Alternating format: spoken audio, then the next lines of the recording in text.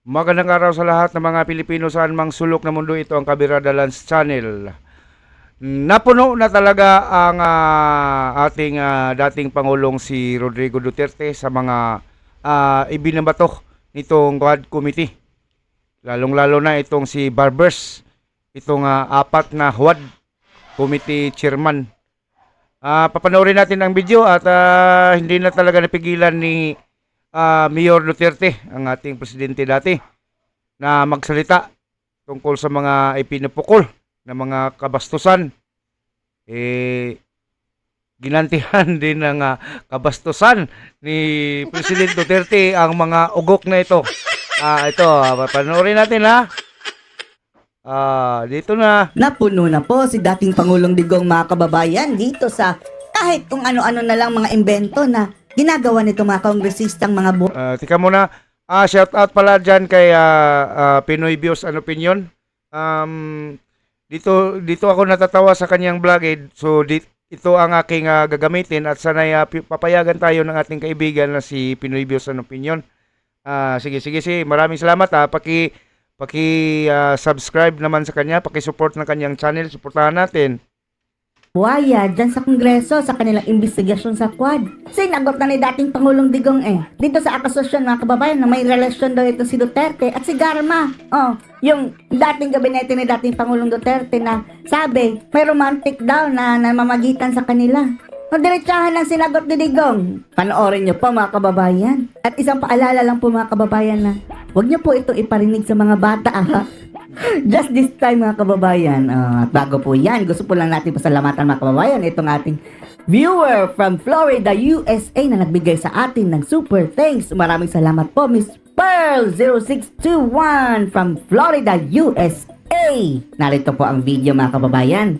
Mga congressman, mayor, you were, yung kilit nila na nililink kayo romantically ni Colonel Garma. Nililink daw si PRRD mga kababayan doon kay Garma. Doon sa Quad yan Sabi nila na Kung kilit kayo na may relasyon daw kayo.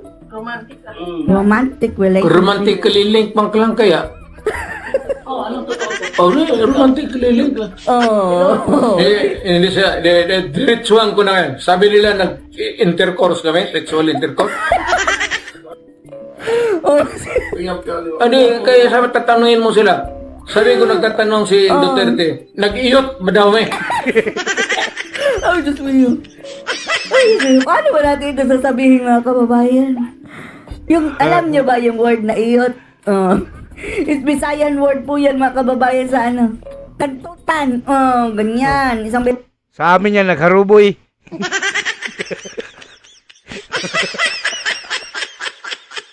Isa sa natin sasabihin na, paano ba natin sasabihin ito na hindi masyadong vulgar? Coitus na lang mga kababayan. Sabi ni dating Pangulong Digong. Itanong mo sa kanila kung anong gusto nilang tanongin. Na, nag-coitus ba kami? Para wala na, diretsyo na. Wala na pasikot-sikot. Ano sila? Kaya sabi tatanungin mo sila. Sabi ko nagtatanong si Duterte, nag-iyot madami. Use the word. Relasyon man ka. Yung mga ganun-ganun na patapsing yun. Diretsuhin na natin. Wala na paligoy-ligoy. Nagkauyab ba yan sila ni Duterte o giiyot ba ni Duterte si Diretso rin na daw mga kababayan. Ginanyan ba? Kinoitos daw ni Duterte si Garma. Pag napasikot-sikot mga kongresista ng tanong. Diretso na. Iparinig mo yan sa public. Mahilig kayo sa chismis kayo Yan tuloy na pala nyo, na real talk kayo ni dating Pangulong Digong. Lahat ng pulis malapit talaga sa akin. Alam ninyo taga Davao na ang pulis magkakaso lalo na in the performance of duty, akin talaga yan. Talaga Ang kaso sa pulis na performance of duty, akin dyan, mayor ako. Walang problema yan. Hanggang personal nila. Ngayon kung nagduda sila o may chismis na nag-iyot ba may Garma, Kumagin pisa doon nag-take pa sila ni Garma. pumunta na sila. Ask them. Sabihin nyo sa kanila, oo. Nag-ingon si Mayor. Sabi ni Mayor. Para wala na isamok. Para wala ng gulo. Lami. Masarap. Ay, Diyos niya. Lami. Masarap. Sa mag-ihot. Tinanong po siya mga kababayan ng na media na. Pero, ibig ba sabihin, Mayor, na mayroong order na ganyan-ganyan si Garma, oh. Sagot ni dating Pangulong Duterte. Order na magkanto. Oh. Orderon pa ba? Kailangan pa bang may order yan? Oh. Ayog tipas ug linya kay Oh, sabi niya, kung magsasabi ka, huwag mong idugtong para hindi tayo magkamali ng sagot. Oh. Kailangan pa ba ng may order na magtsuktsakan ng kababayan? iyon atong istoryahan. Koitas ang pinag-usapan dito. Tapos biglang singit ka ng ibang topic. Oh, yan tuloy na pala nyo. Oh. So, mga huwad dyan sa Kongreso. Eto na. Tigtuwa ka na sa impyerno, ipapatay ta kapag ganyan.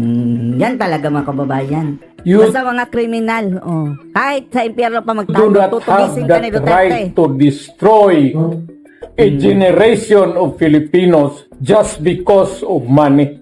Correct. Putang ina ninyo. Habulin ko kayo hanggang impyerno. Pagdating doon, Impyerno. putulin ko yung titi ninyo pati ulo ninyo. Oh, unahin nyo si alam niyo na kung sino. At Tulian ang upat diha kay basing na pa mga pisot ana Mayor. kung tatakbo ako ng mayor, same. At this early sabihin ko na, lumayo na kayo. Umayo na kayo sa Ngayon na. Davao City. Kung may mga droga ka, maghanap ka na ng ibang lugar. Kalaki naman ng Pilipinas, mamili ka, Cebu, Manila, doon kayo. Huwag kayo sa Davao kasi kung ako ang mamayor, mamamatay talaga kayo. Oh. Stern warning from FPRRD na Yun tatakbong ang sinabi mayor ng ko Davao. noong mayor ako. Hindi sila naniniwala. Ay sabi niya, extrajudicial killing. Putang ina, wag na natin pag-usapan yung sinabi ko sa inyo, wag gawin gawain dito. Ayaw ko ng droga, ayaw ko ng kidnapping. Hayaan mo ang Davao na mag-bloom sa sarili niya. Correct. Na walang problema ang tao dito. Ang swerte ng taga Davao mga kababayan, no? Ang mayor nila may malasakit talaga. Hindi ko kay laking Davao ako eh. Dumating ako dito, nakakarang ba? So do not fuck with. Oh. Dumating daw siya sa Davao mga kababayan, maliit pa siya. So don't F with me. This is my city and I want it a peaceful city. At hindi naman ako nakikialam sa tao dito. I just want a peaceful city. Kaya kung mamayor ako, umalis na kayo kaagad. Kasi pag Umalis inabutan na ko kayo, patayan talaga tayo. Pati yung human rights, sabihin ko na ngayon. Kayong dapat yung human rights, i-contact na nila yung kung sino itong mga ulol na to. Kasi mamamatay talaga yan. Ayaw ko masira ang mga anak natin. Correct. Ayaw ko masira yung syudad ko. Correct. Ang swerte ng Davao mga kababayan. Ayaw ko na putang inang droga. Punta. Kaya ang sabi nga natin mga kababayan hindi problema ng mga taga Davao kung hindi man magiging presidente ang mga Duterte ulit mga kababayan, sinasara. No, it's not their loss. It's the loss of the rest of the Philippines mga kababayan dahil kawawa ang the rest of the Philippines mga kababayan maa-under sila sa mga politiko mga walang malasakit sa kapwa. Oh. Samantalang ang Davao City mga kababayan, andyan ang mga Duterte. Ang mga tao dyan will live in peace. Oh. Walang problema sa peace and order and security. Ka dito, magnegosyo ka. Kung wala, maghanap tayo. Maghanapang kita ng paraan paano ako makatulong. Gobyerno to. Dapat ang gobyerno tarong. Sabi niya, dapat ang gobyerno ay matuwid. Kung magpasok ka dito, mag-hold up ka, magpabili ka ng droga, naghanap pala ng kamatayan, putang ina. Kaya nagagalit ang mga kritiko ni mga Duterte mga kababayan is sindikato kasi iyan kasabot nila ng media mga kababayan, yung mga malalaking tao mga sindikato nagagalit sa Duterte, pero ang mga ordinaryong Pilipino approve dyan dahil ang mga law. Kaya nga ngayon pinagtulungan ng mga malalaking tao, malalaking politiko at baka itong mga mayayaman talaga dito sa Pilipinas ay gumagastos binabayaran itong mga politiko at hindi naman natin na sinabing totoo, kundi opinion ko din ito. Opinion ko lang. Baka ginagastusan talaga itong si Duterte ng mga oligarch para hindi makabalik ang Duterte sa gobyerno. Dahil hindi sila walang benepisyo sa kanila itong si Duterte. Hindi sila makapagnakaw yung mga politiko, hindi sila makakorap at ang mga oligarch ay hindi na ano bang tawag yung ginansya sa Tagalog? Yung ginansya. Ano bang Tagalog ng ginansya? Hindi na malaki ang kanilang profit. No? Kasi wala nang magbabayad talaga sila ng buhis. Kung Duterte na naman, kaya sinisikap nila ngayon na gibain talaga ang mga Duterte. Para happy-happy talaga sila diyan sa panahon ngayon.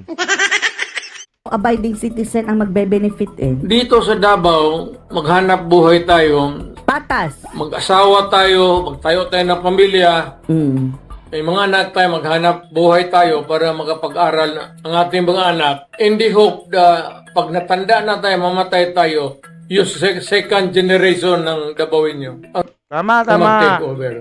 Kung hayaan ko ang Davao na puro lango Lango, bangag, ang mag-take over sa kawawa. that will never happen. Alam niyo guys, sa Davao ako nagtapos ng pag-aaral eh. Sa college, yung college pa ako, hindi ako sumasakay ng mga jeep or taxi patungong eskwela. Kasi gusto kong makatipid. At galing sa bahay hanggang sa eskwelahan ay naglakad lang ako. Sayang kasi ang pamasahe, mahirap lang tayo. Pero safe na safe talaga ang mga daan dyan sa Davao.